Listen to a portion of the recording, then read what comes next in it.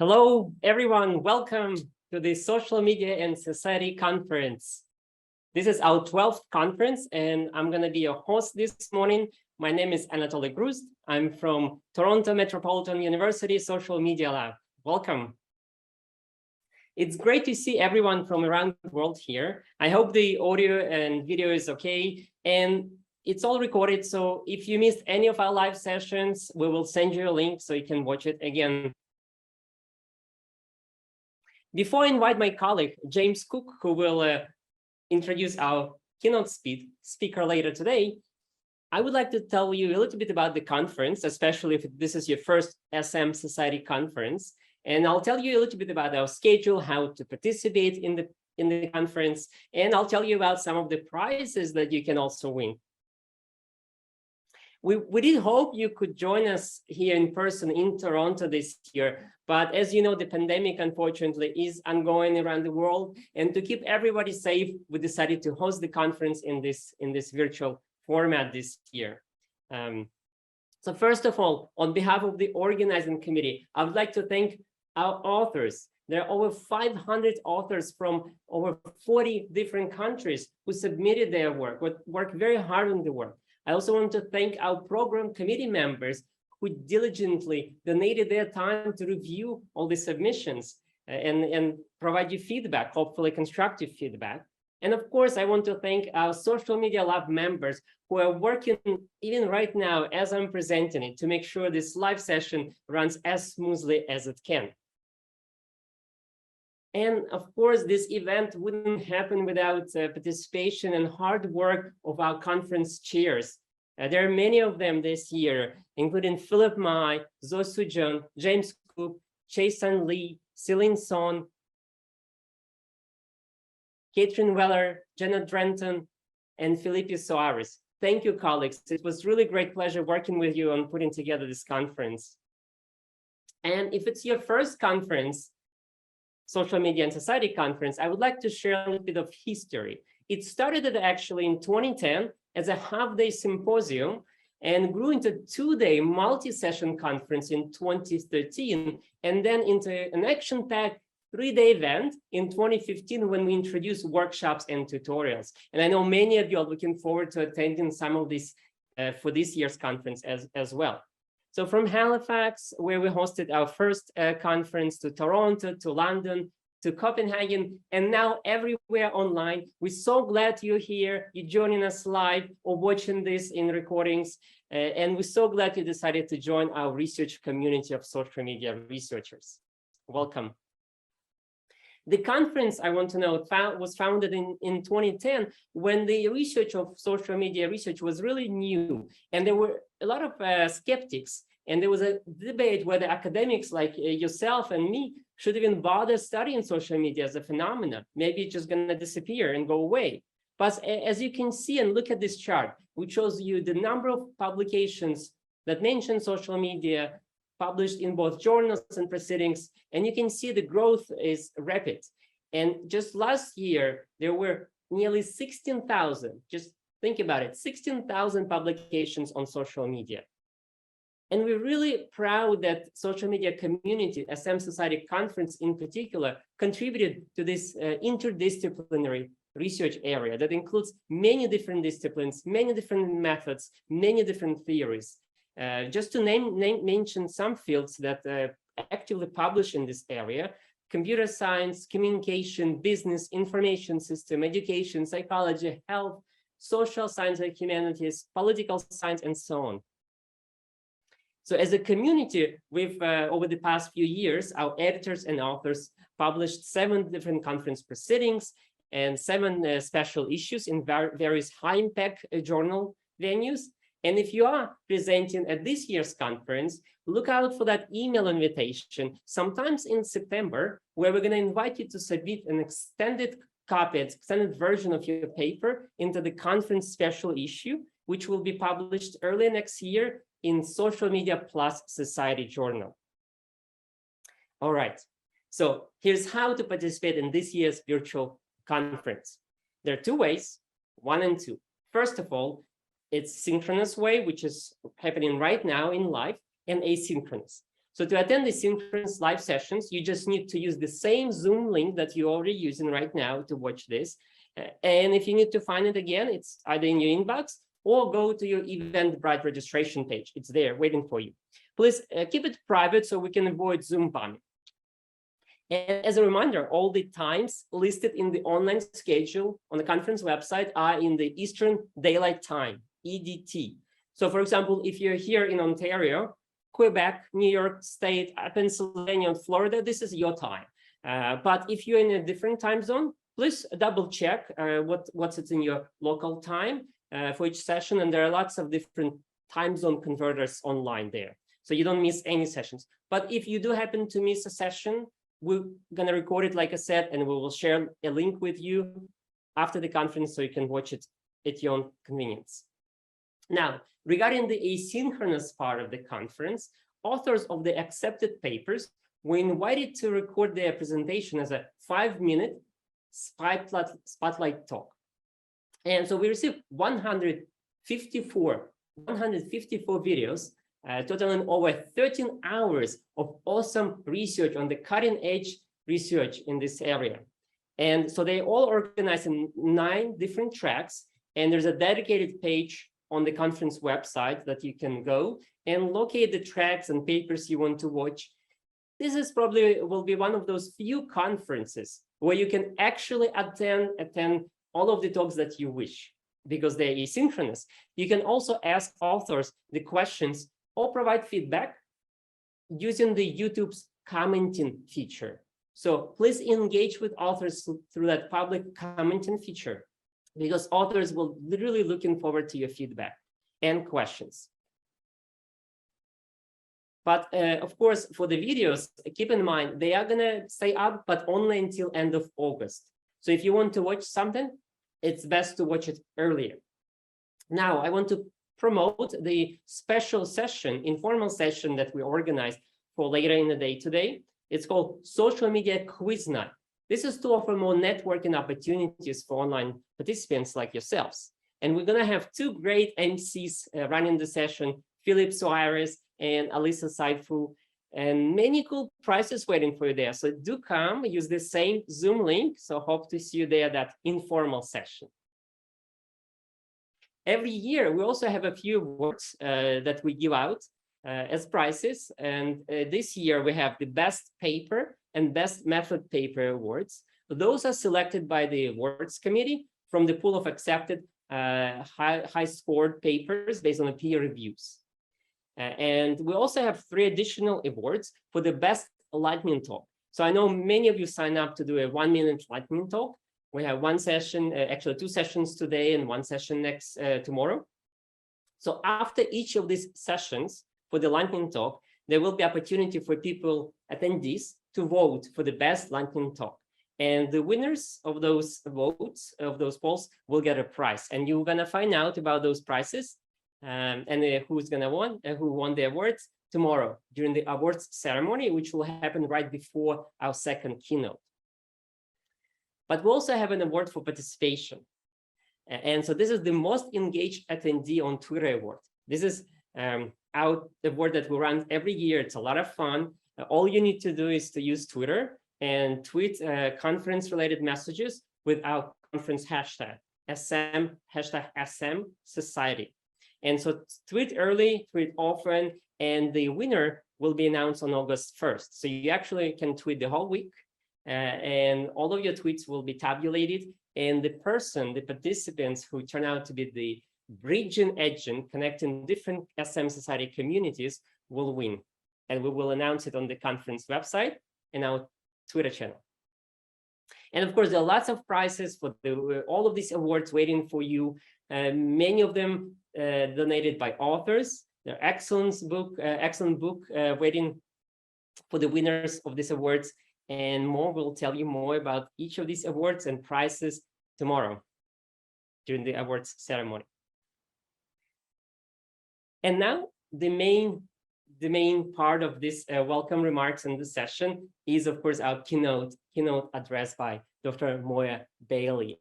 And to introduce our keynote, I would like to invite my colleague, conference co-chair, James Cook. So James, come on up. Wonderful. Thank you so much. My video has been stopped. I'm wondering if you might be able to enable my video.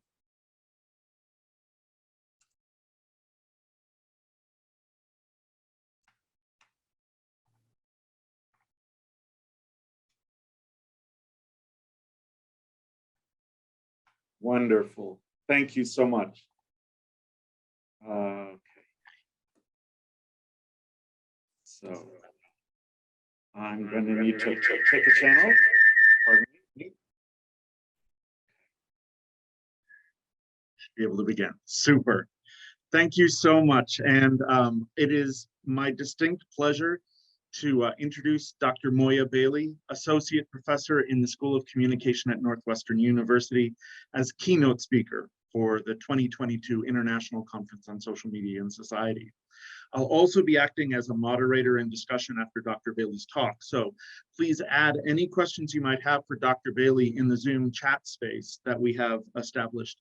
If you're unable to access the chat or unable to use text to ask your question, please do use the Zoom raise hand feature after Dr. Bailey's remarks are complete, and I'll call on you in turn. Now, a keynote is really no small thing. In music, a keynote is the note do, the first defining note of a song's primary scale that defines everything else we hear. In literature, it's a principal theme, and at an academic, professional, or political conference, a keynote speech is usually the most memorable talk delivered at the conference. And that's by design, because it establishes the core and center of a discipline or a movement. It answers a question of identity, not just who we are, but what we're here to do. With that in mind, let's go 7 years back to this same conference where the two keynote speakers were from the Microsoft Corporation. The first Microsoft keynote speaker centered the conference by showing how it's possible to uncover large-scale patterns in human behavior over social media if you have sufficient resources and permissions to do so. The second Microsoft keynote speaker astonished us with plans for the corporation to expand its program of surveillance and data collection and research. In a positive sense, 7 years ago, that theme of power for those with resources at their command and those who control those resources shaped the conference that followed. Here we are 7 years later and coming to a different place and a different center, with Dr. Bailey's keynote speech, still concerned with power, but now asking critical questions of who holds that power, who uses it over social media, who shapes social spaces on the internet, and to what end, and critically, how social media can hold a different kind of power, the power to transform ourselves, our identities, and our experiences, both online and offline. To deliver this keynote message, we have Dr. Moya Bailey, who has amassed a formidable scholarship record through nearly 20 peer-reviewed articles in outlets such as Gender and Society, New Media and Society, Feminist Formations, Palimpsest, Feminist Media Studies, Women's Studies Journal, and the Journal of the National Medical Association. Also through a dozen more chapters and edited volumes, and in the last 2 years alone, 2 massively influential books, #Activism, Networks of Race and Gender Justice, and Misogynoir Transformed, Black Women's Digital Resistance. Through this scholarship, Dr. Bailey has placed herself at the intersection of many fields, including communication, women's studies, African American studies, digital humanities, literature, disability studies, health studies, and sociology. At the same time that she has been engaged in academic formal scholarship, she's also engaged in significant work as a public scholar, translating the principles of her work into practical action, appearing in traditional media outlets such as Time, Essence, public broadcasting outlets, Bon Appetit, Ms. Magazine, but also practicing what she studies by engaging in social media appearances and discussions over a variety of platforms, including Twitter, YouTube channels, and many, many podcasts. I simply could not find them all. They were so voluminous. Dr. Bailey further builds community in her work through involvement in organizations. She is the digital alchemist for the Octavia E. Butler Legacy Network.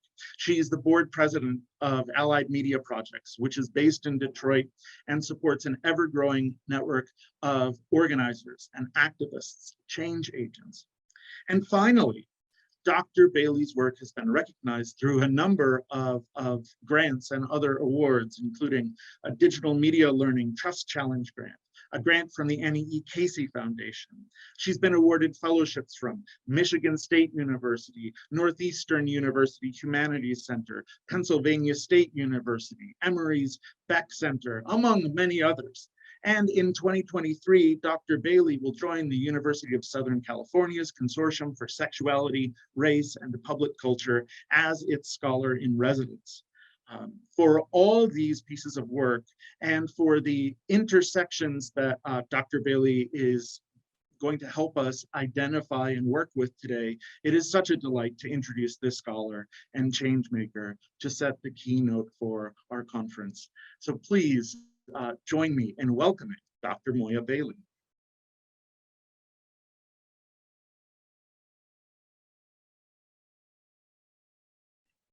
Thank you so much, James. That was such a beautiful and wonderful welcome. I'm so grateful to be here with you all. And I am just so thrilled that people are interested in talking about these questions of social media and justice. I am also wanting to thank Anatoliy and everyone else behind the scenes who made this virtual visit possible. It is just wonderful, again, to be with you all this morning. I'm gonna share my screen now.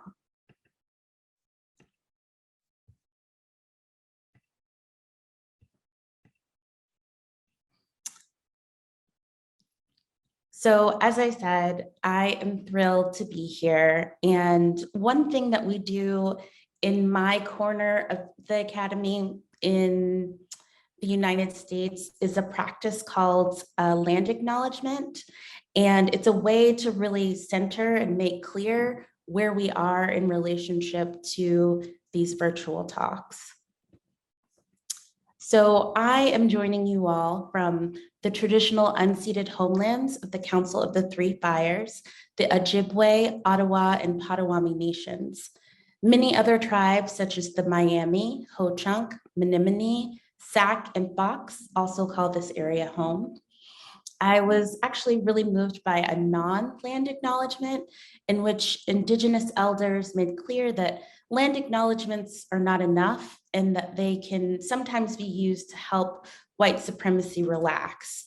And while I'm not interested in helping white supremacy relax, I do think that when it comes to our turn to the digital in these pandemic times, it can be easy to forget that there is hardware that runs all over Turtle Island or North America that connects digital devices, and that this hardware is made from minerals extracted from stolen land and mined by exploited people around the world. When discussing my work and its social justice implications, I don't want to forget the too often invisibilized logics of settler colonialism that can be even harder for us to see and acknowledge with our need to turn to the digital in these COVID times.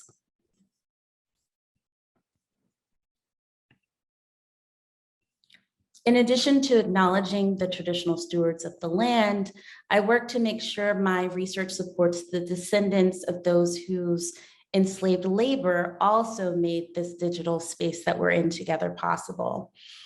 I acknowledge the labor of enslaved Africans and their descendants, Black Estonians and Chicagoans, like the founder of Chicago, Jean-Baptiste Point de Sable, whose bust we see here, who have enriched this region with cultural and economic contributions that can never be truly quantified.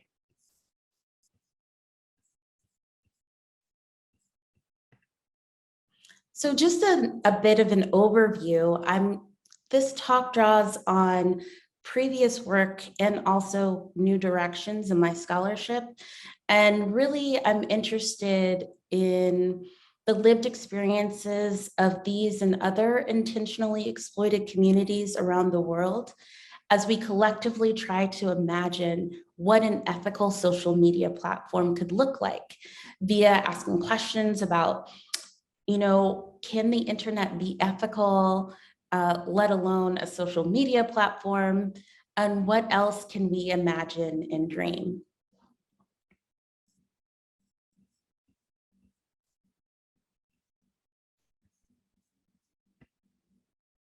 So my previous work focuses on marginalized groups' use of digital media to promote social justice as acts of self-affirmation and health promotion. My book project, Misogynoir Transformed, Black Women's Digital Resistance, has been used to push for an understanding that social media content created by Black women can be media that is designed to change health outcomes within Black communities through challenging damaging stereotypes with self-fashioned representations.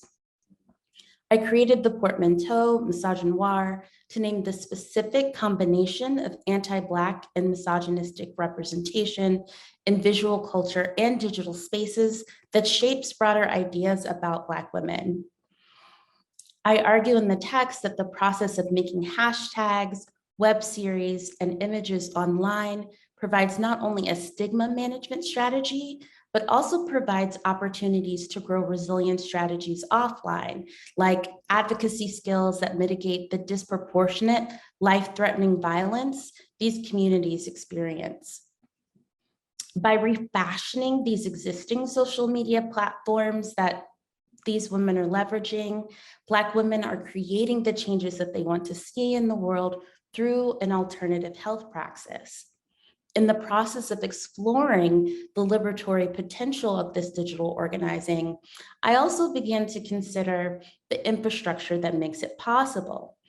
Right now, I'm really interested in investigating the ways that the digital divide occurs not only at the level of who has access to digital spaces or social media platforms, but also the way that digital tools enable some people as they also disable others.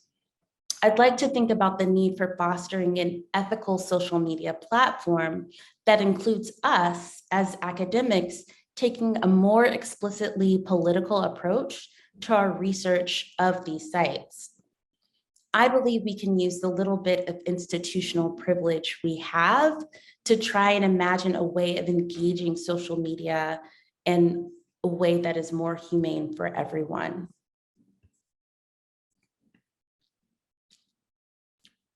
So I have 3 case studies to discuss, all of which I imagine might currently fall outside the purview of this conference in some ways. And so I'm really trying to kind of insert and give us an opportunity to think about these case studies within the context of the research that you all are doing.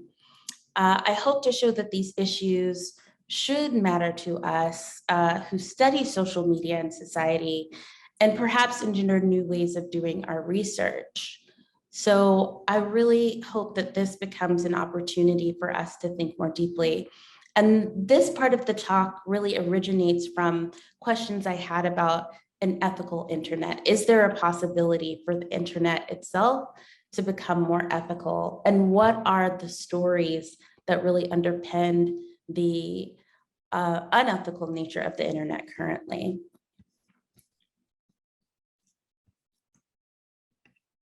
So one such story is this. In October of 2018, an article in The Guardian by Harvard lecturer Siddharth Kara described the backbreaking work of searching for coltan by 15-year-old Elodie, who is exposed to toxic dust in the process. Elodie is a Black Congolese girl who sold her coltan to Chinese distributors who then export and refine the mineral in China and sell it to tech companies to power our digital devices, such as smartphones, laptops, and tablets. Due largely to activism from local Congolese groups and NGOs, the United States passed the Dodd-Frank Act, which prohibits any commodity traded through the SEC from having conflict minerals in its supply chain. So in theory, this seems like a helpful provision, a way to ensure that companies take the human rights abuses and conflict profiteering that's embedded into the supply chain seriously. However, most of these workers are like Elodie, who are involved in small-scale artisanal mining, of which the Dodd-Frank Act has little oversight.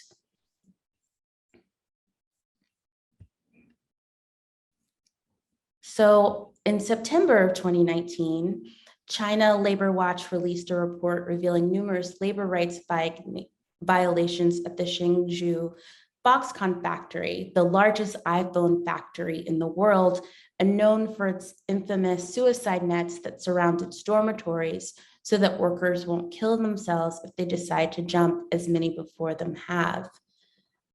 China was accused of forcing Uyghur Muslims to work at factories that produce goods for well-known global companies, including Apple, Nike, BMW, Samsung, Sony, and Volkswagen.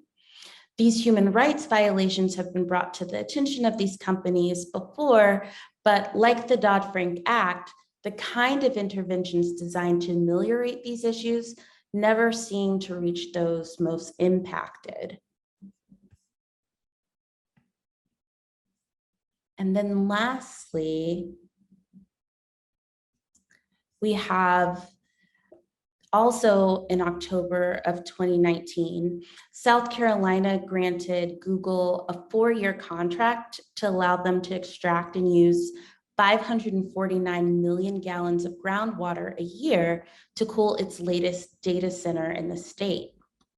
Clay Duffy, who's the manager of Mount Pleasant Waterworks, opposed the transaction, explaining, quote, "I don't have a beef against Google itself, but I don't think it's appropriate to use pristine groundwater for cooling computers versus providing the water to people. We are obviously concerned about the long-term safe, sustainable yield of that aquifer," end quote. The population of the state is growing, and additionally, one of the outcomes of COVID is an increase in the need for personal water consumption. So these data centers provide very little in a way of new jobs for the communities that host them, despite the increased use of the data as a selling point. Google was wooed by tax breaks and a large amount of fresh water, but the long-term effects on the water supply for South Carolinians has yet to unfold.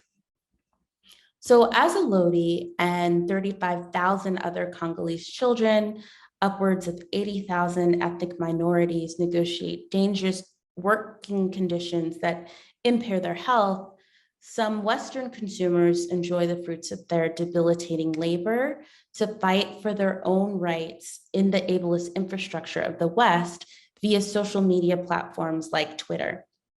Additionally, Americans and people around the world benefit from the cooling power of the aquifer in South Carolina, water that is in the ground traditionally stewarded by the Catawba, the Pee, the Chickerel, the Estido, the Santi, the Yamasee, and Chicora-Wakama, who are all still present in South Carolina, as are many of the descendants of the Cherokee, despite being devastated by European-born diseases like smallpox.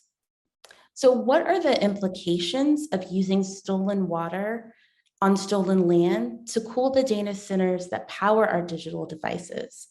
How might a new set of relations between consumers, laborers, and land create the kind of advocacy that would force corporate entities to change their policies? If they have to be accountable to all of these entities, what role should our studies of social media play in addressing these global problems? My co-conceived method of a Black feminist disability framework centers race, gender, and disability, challenging these generally siloed theories to work together to better understand the realities for those who are multiply marginalized within society. With a Black feminist disability framework, we can begin to actualize the theoretical interventions that challenge mainstream news narratives, that erase race and gender, and forestall the ableism used to explain away debilitating labor practices. I really think that it is through praxis that we can start to create a new scholarship that is informed not just by our critical inquiries, but also by our resulting actions and processes that shift previous paradigms of understanding. A Black feminist disability framework centers a critique of capitalism and labor because of the very debility, both in gender, for those who are multiply marginalized. While Black studies has successfully critiqued US labor practices, it hasn't gone far enough to critique work itself. There's this language around jobs with dignity that still assumes that people are able to work a job and that the structure of the 9-to-5 workday makes sense. The globalizing socioeconomic system that demands more and more labor for less and less pay and fewer safety requirements means that Black Congolese workers are literally working themselves to death. While karoshi, the Japanese word for overworked deaths, has gotten some attention in international news media, the phenomenon is mostly regarded as spectacle. The middle and upper middle class workers who succumb to karoshi are not thought of alongside immigrant farm workers who die slowly of cancer after being exposed to Monsanto chemicals. Whether it's the produce you buy on your phone app or the phone app that you use to Instacart it, hidden in the supply chain are the exploited people who make your life easier. Adopting a Black feminist disability framework gives scaffolding with which to think in generative ways about the intersectional nature of supply chain oppression. And I use this framework to create a strategy for addressing the way that this digital infrastructure impacts communities in the global North and South very differently. The language of supply chain due diligence has shaped the conversation of what needs to happen to ensure a more humane production process. Like the euphemistic triangular trade that obscures the buying and selling of enslaved Africans as commodities, supply chain due diligence masks the human rights concerns of the supply chain. Due diligence may allay consumer fears of using conflict minerals, but it does not actually change the material conditions of those working on the ground. Many of the articles I've read articulate these issues as solvable with needed transparency in the supply chain and focus on commercial transactions, rather than directly address the investment in cheap labor at the expense of the lives of Black Congolese or Uyghur Muslims living in the global South, despite the fact that it was the human rights violations and violence they face that was instrumental in getting some reforms off the ground. Nation states have opted to let corporations try to regulate themselves through internal oversight mechanisms and practices. I'm really interested in working collaboratively to lay a foundation for building a new internet infrastructure and subsequently a new social media platform structure that supports different ways of relating and greatly reduces the harm caused to people and the planet via the current internet infrastructure we seem to take for granted. And something I just wanted to mention is that you might notice that in this slide, this is created by the European Partnership for Responsible Minerals. What you don't see are the people who are part of this chain. So there's a way that the humans that are part of creating this particular structure are really not in the visual economy of what we understand the concerns to be. So I'm really interested in bringing the people back into our attention and focus. When we include community collaborators from the beginning, our research is all the more impactful. So as my work develops, I hope to be in collaboration with those organizing within the mineral mines of the Congo, the union seekers at Foxconn, as well as the people of South Carolina. And again, as COVID has made undeniably clear, we are all connected in this world, whether we believe it or not. In Alice Walker's classic text, "We Are the Ones We Have Been Waiting For," she writes, "This is a time when consciousness really requires that we connect, that we don't just say, oh, that's them over there." Because the other part of consciousness now is to understand there are no other people anywhere. They are all here on the planet. We are us, and that is it. End quote. We are all just degrees from each other. So building solidarity across state, institutional, disciplinary, professional lines is essential if humans are to survive on the planet. So with this in mind, I really want to turn to this question I've been asking: what is the possibility for social media platforms to engage more ethically, given this is the condition and terrain we find ourselves in? I asked Danielle Cole, a collaborator in the 4th chapter of my book, Misogynoir Transformed, what their ideal social media platform might look like. And they were very eager to share. Ideally, Danielle replied, she would want a site that was for Black people only. When someone says something ableist, sexist, racist, homophobic, transphobic, and so forth, they'd be sent to a timeout room where they would have a chance to cool down and talk with others who are willing to educate them on why what they said was inappropriate. If the person didn't want to change their behavior, they'd be temporarily banned from the site, and they'd have to work at showing behavior change and a growth in outlook before being allowed to rejoin the platform. Cole went on to say that the real impetus behind these rules is her desire to see a site that is more, quote, community-wise, and where accountability is a shared value among the people using the site. Cole's vision is of a site that operates with transformative justice principles. And so transformative justice, as described by the activist organization Philly Stands Up, is a way of practicing alternative justice, which acknowledges individual experiences and identities and works to actively resist the state's criminal injustice system. In the context of social media, this looks like rejecting punitive tactics for correcting behavior and repairing the harm caused to the satisfaction of the community of users on the site. As Cole states, someone who did not follow the group agreements would face consequences, but would not be treated punitively.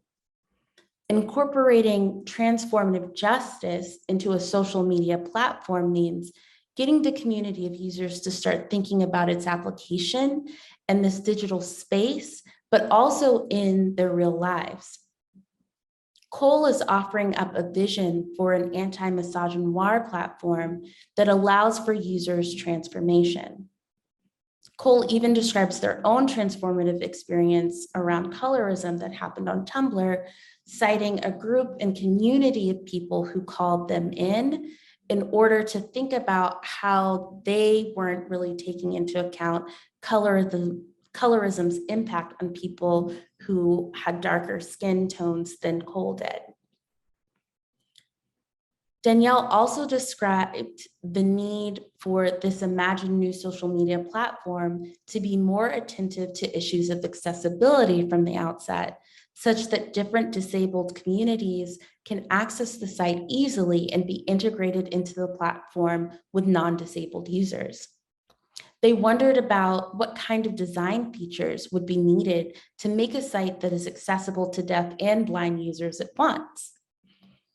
Cole also called for a site that allowed users to create the subcategories and sections of the site where they are not guided by the site creators to use the site in a certain way because of its design. Giving some control back to the users opens up possibilities that the creators of the site cannot envision. Letting users drive both content and design creates the opportunity for the kind of accountability Cole wants to see in a social media platform. And so I see Cole's questions as evoking the principles of design justice. In communications theorist Sasha Costanza-Chalk's book, Design Justice, Community-Led Practices to Build the World We Need, they describe the practice as an approach to design that is led by marginalized communities and that aims explicitly to challenge rather than reproduce structural inequalities. In the context of redesigning a social media platform, Cole calls for those most impacted by the structural failures of previous platforms to be at the center of the planning. And by instituting transformative justice policies in relationship to the harm folks might cause on the platform, Cole challenges rather than reproduces the structural inequalities that make current platforms so troublesome. And so the question for me becomes one that is incorporating all of these different questions that I've laid out. On what land could we build a server with ethically sourced minerals and water to cool said servers? With planned obsolescence built into the tech we consume, can we recycle and refurbish old electronic parts to create the computers, servers, and hubs we need to build our own network?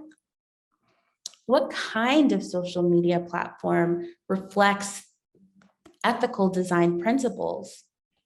Can we solve the problems of e-waste on land, in the sea, and in space? And who will monitor these servers and tend to them when they inevitably crash after being reanimated from their facilitated and fated early ends? So I think that the answer to these questions requires a bit of fictional science, which allows us to first imagine alternative futures so that we might realize them. Banu Subramaniam deploys such fictional science in her compelling text, Ghost Stories for Darwin. In chapter 3 of the book, which is called Singing the Morning Glory Blues, Subramaniam tells the fictional story of 3 childhood best friends and their love for a field of morning glories near their homes as a way to explore what a just scientific practice could be. The girls are inevitably inspired to be interdisciplinary scholars by the strict disciplinary boundaries observed by the adults who study the field of flowers via their own strict fields of study. So in the book, Banu has these really great names for the different scientists who are studying the morning glory field. One is the Kahani of Rasani, who's collecting soil samples with grad students to do his research, while the Pundit of Punjab used math to make sense of the flowers. The dozen or so researchers don't talk to each other, and when they do, it doesn't go very well.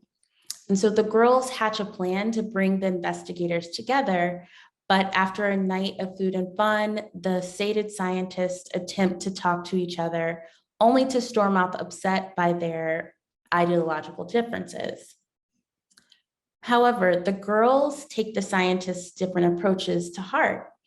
Ultimately, they become scientists themselves and work collaboratively with each other and with their community to create research that transforms their world. 35 years later, they establish a center to study their beloved morning glories, created with the town's cooperation and input. As one of the girls says, "We are not interested in creating an institute as an ivory tower removed from the lives of the people with little meaning. We wish to involve them in the work." So collaboration is a central tenet of ethical science. not simply between academics, but also the communities in which said research happens. The girls work towards integrating disparate disciplines and fallow fields of study through their eventual achievement of the first ever joint PhD, culminating in multimodal stories of morning glories. By envisioning scientific study as collaborative and community-centered, the chapter provides a window into what science can be, positing that an ethical practice involves the participation and collaboration of researchers and communities.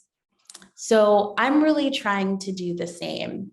And to do that, I'm asking and potentially offering some answer to what might an ethical social media platform look like.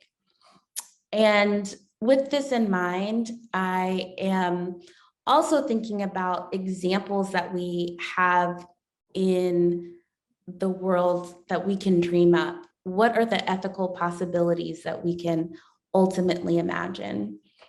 And so this next slide is one of my favorites from a presentation that I did before. And I just love it because it kind of takes me into that imaginative space.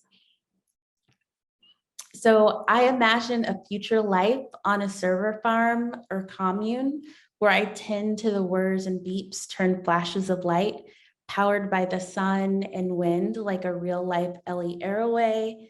Ellie Arroway is a character from Contact, and this is my face superimposed on Jodie Foster's, recognizing that particular lineage. The community of server farmers exists on land in right relation with the traditional stewards of the region. I envision one such server farm outside the city limits of Detroit, where the Anishinaabe, the Ottawa, Ojibwe, and Potawatomi have navigated the land for centuries. Our presence was sanctioned by the indigenous communities that traditionally use the land, and they have access to all the servers they want and need. We work together to make sure our disruption of the regular comings and goings of flora and fauna are minimized, finding natural clearings and erecting structures that fit the landscape and diffuse the energy and heat generated by the power required to run servers. To that end, there are internet quiet hours where the internet goes to sleep as we do. Light pollution is eradicated and electrical waves are reduced. We communicate with similar such communities around the world via a social media platform that has the care and pace of writing letters back and forth that may require our pen pals, PIN, instantly, or that may reach our pen pals instantly, but are only opened in the light of day in the time zone received. Given the taxing nature of internet use on the environment, we make every effort to limit our internet connectivity and to use it judiciously. The platform itself is designed to be as unobtrusive as possible, working to calm our human systems and not amplify our anxiety. And one such organization and project is attempting to do just that. The Shore Project is propagated by the Sassafras Collective and was introduced at the 2022 Allied Media Conference just a few weeks ago through an interactive session. They described the Shore Project as a new custom-made social media network that they are building for the Allied Media Conference community. The session description read, "And we need you. In this session, we will share the project's values, consent, and anti-oppression, talk through our co-design process, share from our design process, and we want to learn from y'all's expertise and strategies on safety, access, tech, and harm on social media." This will be hosted by developers, designers, technologists, and co-design group members currently developing the software. So the Shore Project is just one way we can imagine and dream a new social media infrastructure that invites the people who will be using the social media into the design process from the very beginning. And as you heard, it's such an interesting array of people who are working together to design the platform. Developers, designers, technologists, in addition to the people they hope that will use the product at the end.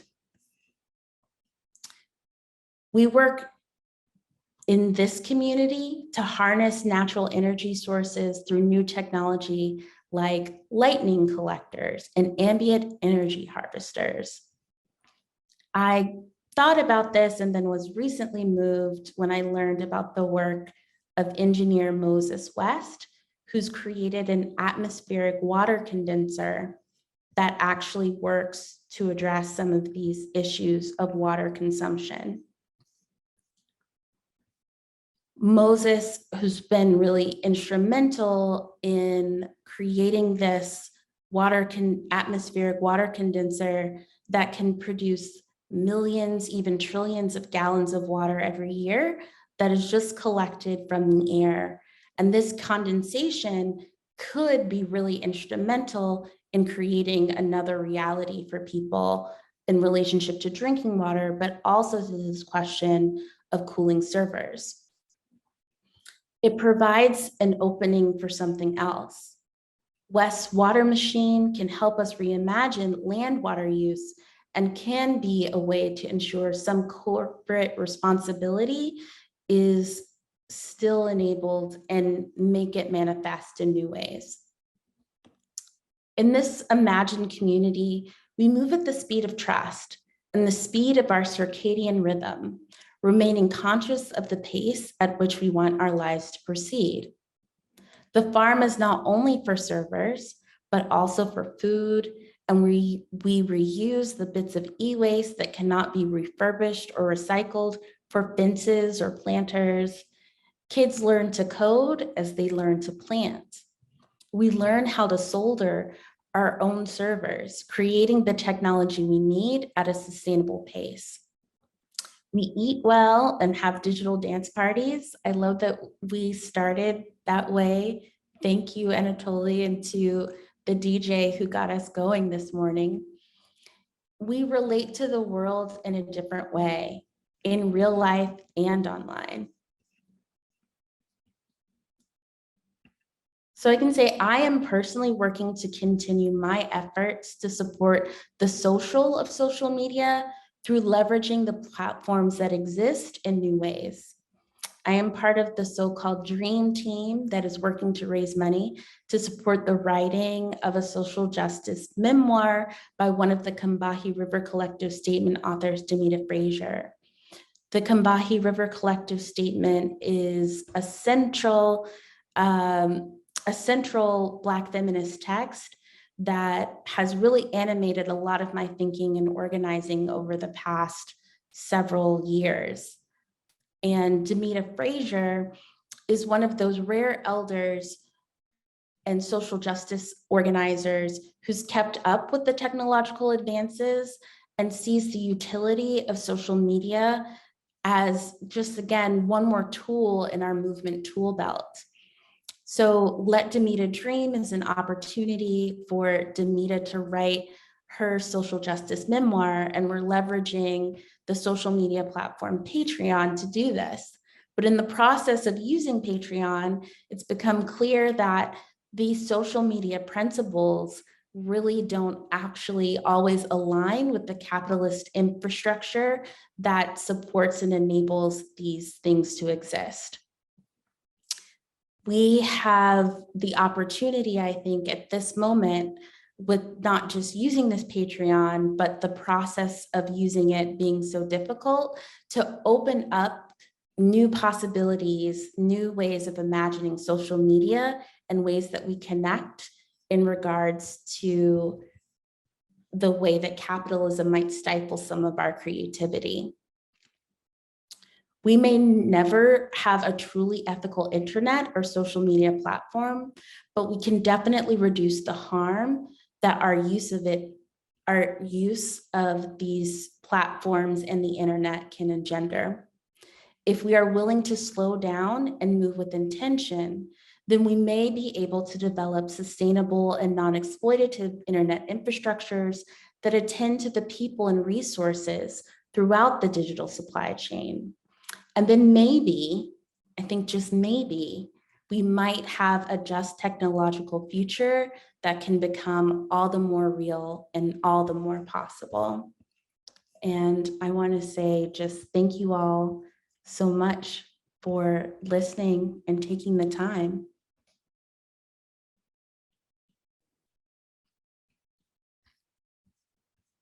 Thank you so much, Dr. Bailey. And I'd like to just take a moment before we jump into discussion to just sit in a quiet moment and reflect on the vision that you just articulated, bringing together research and capitalism and story. So let's take a moment.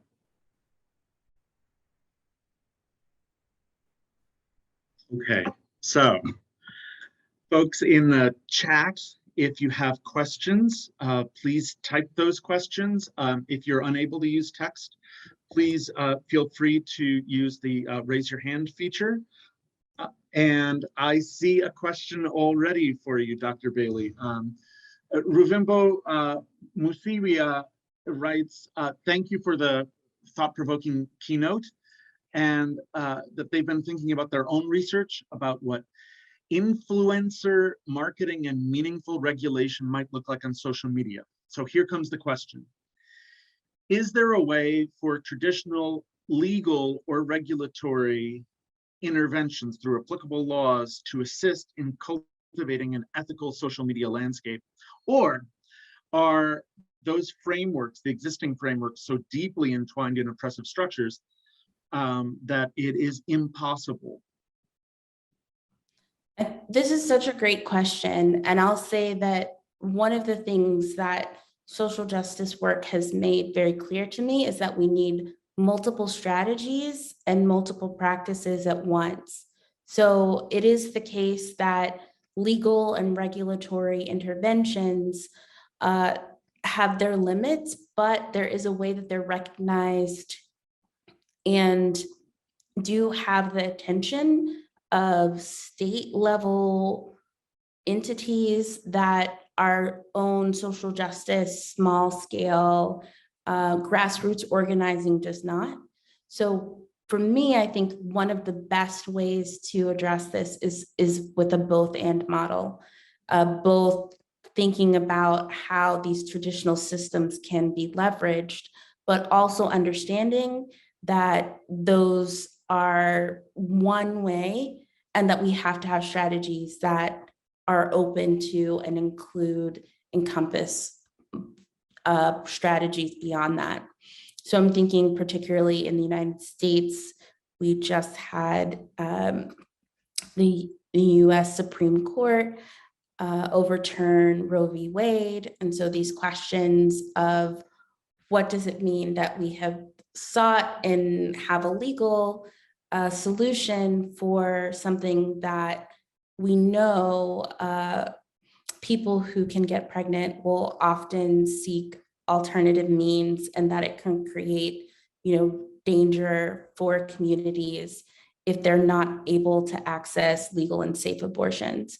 So with that in mind, people are also strategizing in ways that are moving us away from expecting the court to be the only solution to that, really trying to think of strategies and mechanisms to work around that. And so we saw this earlier where certain indigenous communities and reservations were able to provide abortion access in states that otherwise would not allow people to have access to abortion. So I think that one of the ways that we're doing this is through leveraging multiple strategies at once. Thank you so much, Dr. Bailey. I'm not seeing another question right now, so I'm going to jump in and ask you my own question, Sure. which is related to the last one. In the first slide where you provided those three images of three different places where there's a huge amount of challenge. I think the one that struck me the most in terms of the frustration of thinking creatively was the Uyghur example, where they have even taken away the right for a person to end their own life. Yeah. And so a person is captured so totally in a system like that. Mhm. And for that level of capture, how does a social system emerge that gets outside of that? How does your system work its way in through the cracks? What are the cracks? Oh, such a great question. I think one of the cracks, of course, is that people are always working to upset the status quo as it exists. So one way that people have been successfully able to do this work is through collaboration and creating connections to people beyond their immediate condition. So coalitions of organizers seeing Uyghur workers talking with communities that are organizing against the mining abuses that are happening. I think having a more global picture creates an opportunity for these cracks to form, because there are people who are dealing with these struggles, again, all throughout this supply chain. So the more opportunities people have to talk to each other, that creates fissures and opportunities for people to move in different and new directions. Fissure making, I like that image. Thank you. I just see a new question that has come up from a scholar at University of Massachusetts Amherst, Mohammed Rahan Rashid, who writes about propaganda materials produced by several groups on social media that appear intentionally crafted to cause and inspire individuals to acts of violence. And so filtration of that content by social media platforms does not take place, according to Dr. Rashid, according to any local norms, but some global norms established by the social media platform. And at the same time, there are people from all over the planet and any region of the world that might have expectations of locally, culturally informed moderation. So how do you manage that? What is your comment on that disjuncture? Thank you. Yeah, great question. One of the ways that I think we can start to attack it is thinking about what it means for moderation to include or not include content curators who understand the context in which language is being used. So something that has happened to a lot of my respondents is that they might be flagged as contributing to hate speech when they themselves are the people who are flagging the hate speech. So this is something that happens to Black women and other gender expansive Black people a lot, where they're the ones who are actually pointing out that something is violent and has a problem, but then their accounts are the ones that are deactivated. That's where the attention comes. And we can see this, in big and small examples throughout social media platforms. One strategy for this is changing exactly who these content moderators are and making sure that there are content moderators who are connected to community and can do that work of addressing the local cultural realities and make clear that it's not just okay to, or that some of the times that people are using certain language is because they're calling it out and bringing attention to the issue. It is the case, though, that I think companies have to be more interested in humanity than their bottom line, which is a big ask of a corporation, one that I don't think we're going to get a lot of traction on.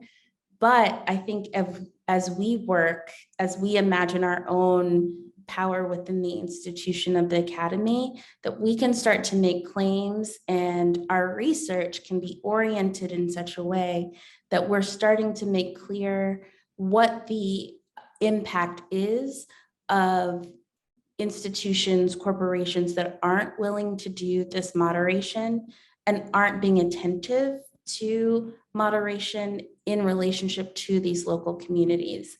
I really think getting to the local, which is what I hear is like one of the central tenets of your question, is so important, that when we have this federal or international oversight, there isn't a way to actually make sure that it meets the needs of the people on the ground. And I think that we need to start to move to a place where people who are most impacted are the ones who are in the business of creating the context for their own reality. Thank you so much, Dr. Bailey. We have another question, and folks, please keep these questions coming. Jill Hopke from DePaul University writes, first, thank you for this insightful talk, Dr. Bailey. I love that you brought to the forefront the often overlooked labor and exploitation behind digital technology. And she asks, could you speak to how you approach teaching on this topic? For example, supply chain oppression, and getting students to reflect on their own roles in that process and what they could do to contribute to social change. Oh, such a great question, Jill. So I just taught a course in the winter quarter at Northwestern called An Ethical Internet ? And one of the things that I had students do was to start to think about how we are actively participating in the exploitation of others through our use of digital devices and our study of social media.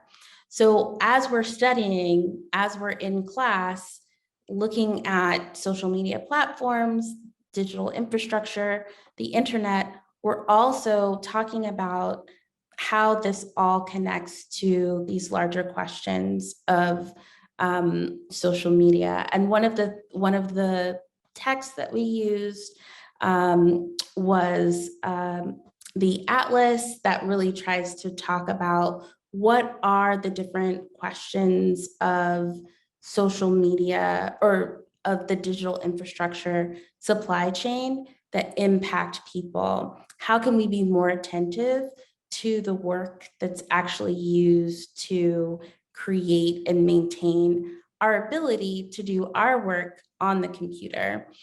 And so for me, it has been giving students the opportunity to read and watch and interact with podcasts and videos that are giving this a little bit of a larger narrative look. And I actually had one student who was really instrumental in opening our eyes as a class through a process called gallery walks.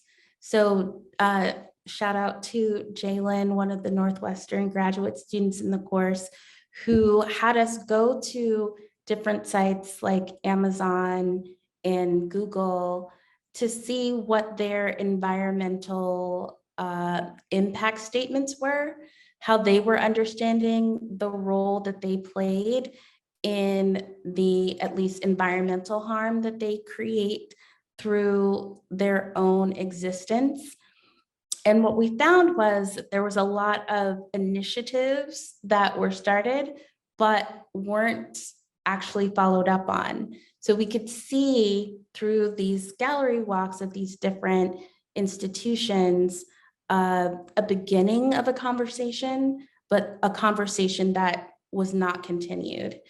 And so I think one of the ways that teaching this topic can be helpful is giving students the opportunity to develop their own strategies, ask their own questions about the supply chain, because I wasn't necessarily thinking when I started the course about what is the corporate public-facing narrative about what it is that they're doing. But through these gallery walks, we were able to see that the talk doesn't, in fact, match the walk in terms of what these corporations are doing. So I think inviting students into that process is also part of the collaborative work that I've been thinking about, giving them the opportunity to think about things in a different way.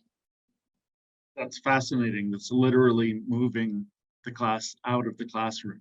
Absolutely. That's fascinating.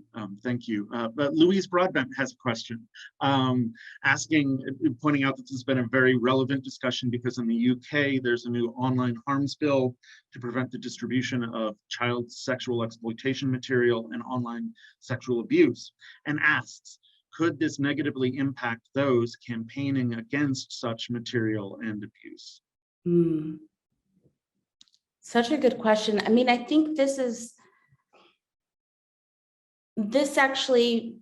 story that you're telling about the UK context makes me think of something that happened when I was at Northeastern in Boston. And there were a group of researchers at Harvard who wanted to help address some of the sexual exploitation that at the time was happening on Backpage, which was a place where sex workers, it was a platform sex workers were using to get clients.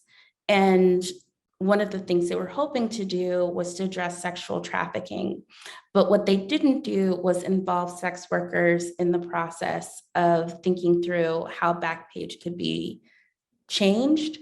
And so there was a lot of critique from that community saying, this actually isn't helpful.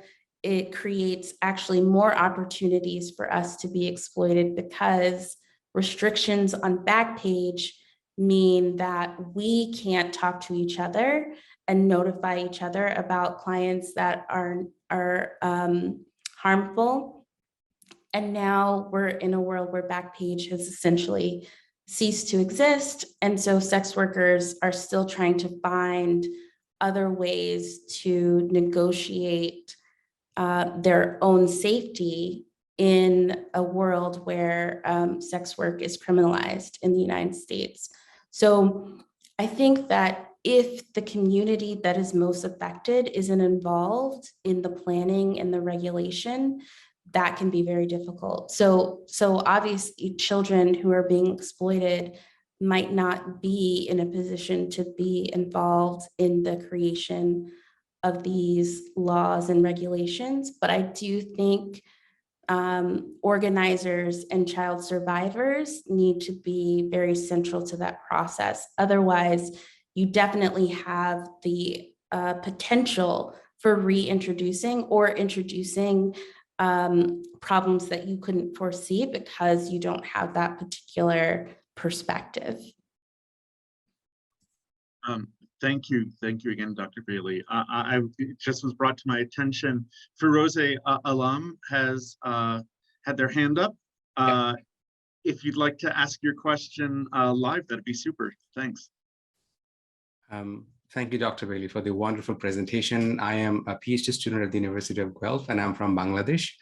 I was wondering that under the current business model of social media, if we borrow from the racial capitalism, I think it as a computational racial capitalism that categorizes people, the ones and zeros between who deserve and who don't deserve.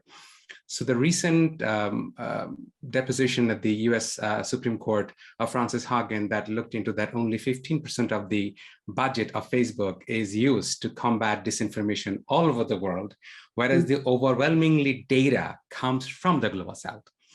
So in a situation like this, what do we from the Global South can possibly do to collaborate, to create a space of resistance when we see the digital capitalism is out there to colonize human attention, time, and not only the old version of body and space, it's literally our consciousness. That is the resource for build resistance. What would be your advice to build resistance in Global South?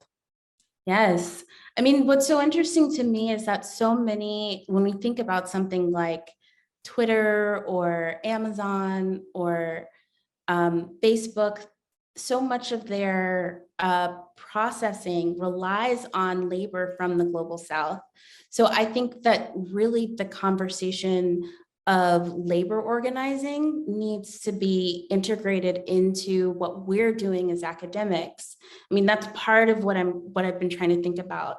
How do we get the communities that are most affected and impacted to be central to the questions that we're asking? So even if we're interested in, hashtags and things that are happening on the surface of the platform, it seems important that we understand that undergirding all of that is this exploitation in labor that is not being attended to. So I'm really interested in thinking of strategies that involve collaboration between Global North and Global South partners that gets us to, one, think about how are we funded, and who gets the funding? How do we get the money to where it most needs to be?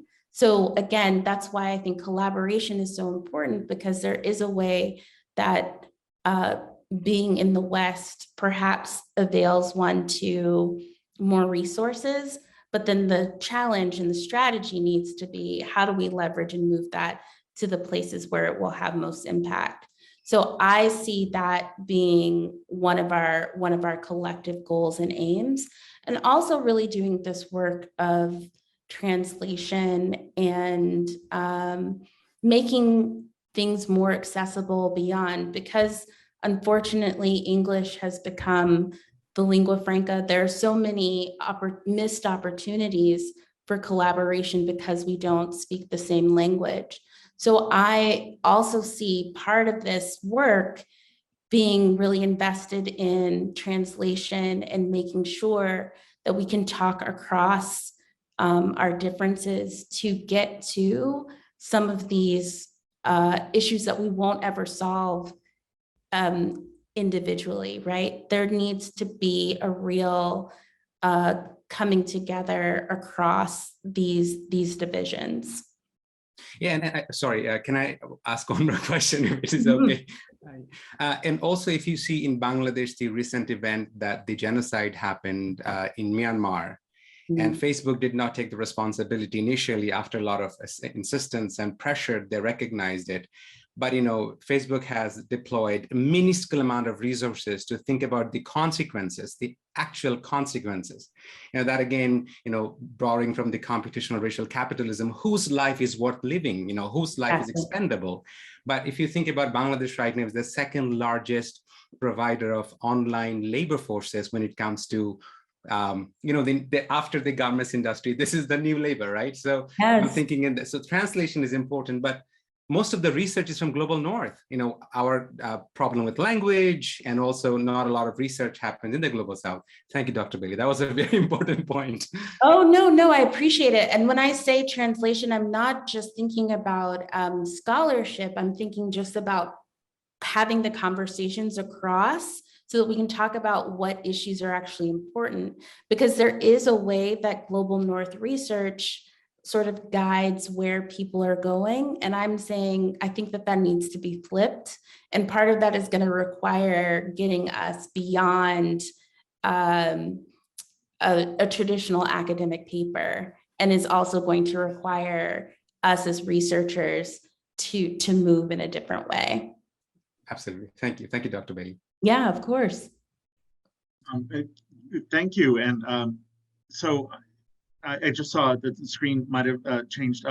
Dr. Gruzd, please let us know if we're running out of time. But Anatoliy Gruzd was next in the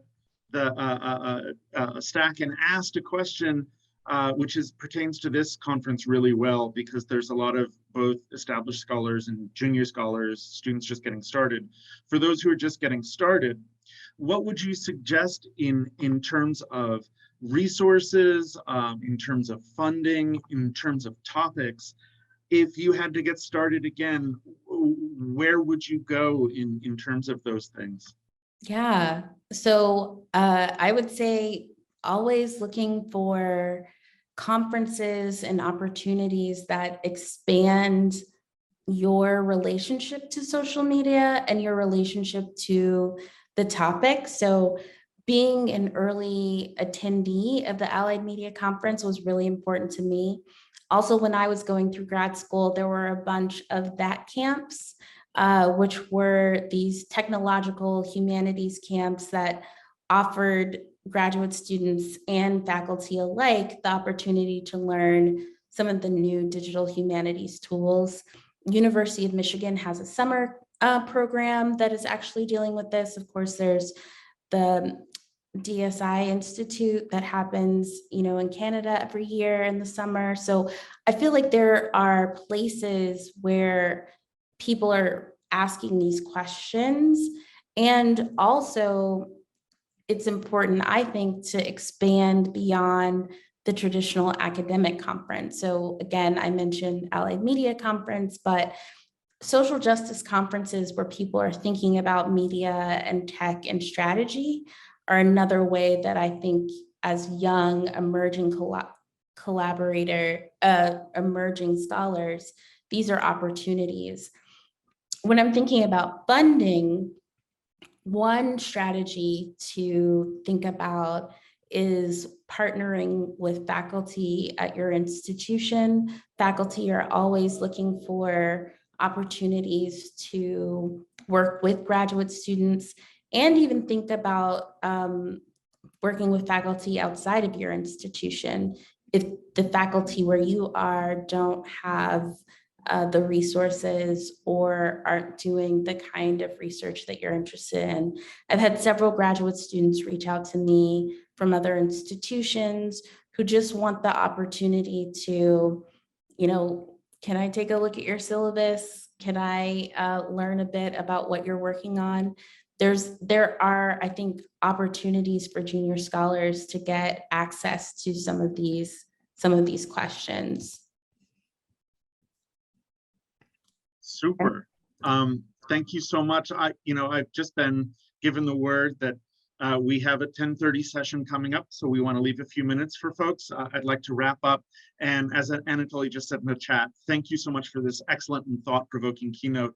I think for me, the moment that really hit was when you started to tell a story. I'm not a humanities person, but when you told this short story of how it could actually come together, I became a believer. I'd like to point out, if folks want to continue this conversation, Dr. Bailey is on Twitter at Moya, MOYAZB. And please, let's let this conversation continue. Also, let's look at the schedule and see that we have 1-minute lightning talks coming up. And that is going to be a wonderful opportunity for us to learn from many people all at once. And also, finally, get involved on Twitter with the conference hashtag SM Society, and follow what people are talking about in the back channel there. So many opportunities there. Again, thank you so much, Dr. Bailey. This was really an inspiring talk, and I feel changed by it. So thank you. Thank you so much. And I just wanted to point out, I put in the chat one of the texts from the course. I meant to say this, it's AI Atlas by Kate Crawford, sort of the backbone for the class, and really gave us the opportunity to talk about these ethical questions in a bunch of different ways. So thank you all so much for joining me and listening. Thank you so much. And let's all head over to the 1-minute lightning talks. I'm looking forward to that. Bye.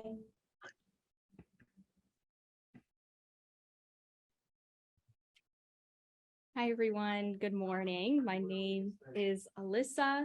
I'm a postdoc in the social media lab and one of the conference organizers. We have about a minute before our 1-minute lightning talk, our first session of the conference. So stay tuned. We'll get started in about a minute.